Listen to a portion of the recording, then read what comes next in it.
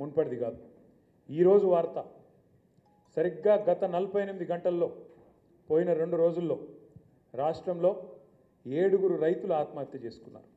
7 48 గంటల్లో 7 రైతు ఆత్మహత్యలు. ఇంకో దిక్కు అక్కడ శ్రీశైలం లెఫ్ట్ బ్యాంక్ కెనాల్ కోసం తవ్వుతున్న సొరంగంలో ఆ యాక్సిడెంట్ జరిగి దాదాపు 2.5-3 కిలోమీటర్ల ఆ సొరంగం అంతా కూలిపోయి 8 మంది కూలీలు అందులోనే ఇరుక్కపోయి ఉన్నారు. కానీ కాంగ్రెస్ ప్రభుత్వం ఏం చేస్తున్నది?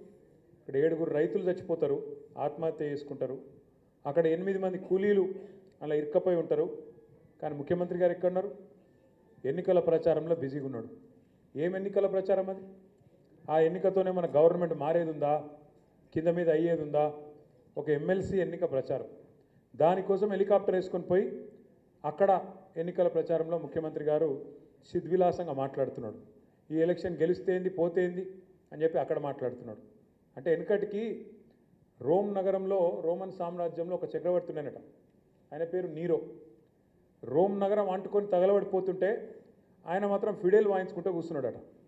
రేవంత్ రెడ్డి గారి కథ కూడా గట్లే ఉన్నది. ఎందుకంటే ఓదికి ఇక్కడ 7 రైతుల ఆత్మహత్య 48 గంటల్లో 8 మంది కూలీలు ముఖ్యమంత్రి గారి సొంత జిల్లాలో అక్కడ సొరంగంలో ఇరుక్కొని పోయి ఉన్నారు. ఇది ఏది సోయి లేదు ఆయన మాత్రం ఆయన పాటికి ఆయన ఇవాళ చక్కర్లు కొడుతూ గాలి మోటార్లు తిరుగుతూ గాలి మాటలు చెప్తూ మళ్ళీ ఢిల్లీకి పోయినట 36సారి. ఇప్పుడే నాకు అర్జెంటు పని ఉన్నదని ఢిల్లీకి పోయినట. 35 సార్లు పోయి పీకింది ఏంది, 36సారి పోయి పీకేది నాకు ఇలా అడుగుతా. 36 సార్లు. నేను నాకు కోపంతో చెప్తలేను, కేవలం మీరు ఆలోచించమని కోరుతున్నాను. 35-36 సార్లు పోయి కనీసం మంత్రివర్గ విస్తరణ కూడా చేసుకోలేకపోతున్నాడు. ఇంకా అందులో కూడా 6 ఖాళీలు ఉన్నాయి, అది కూడా పూర్తి చేసుకోలేడు.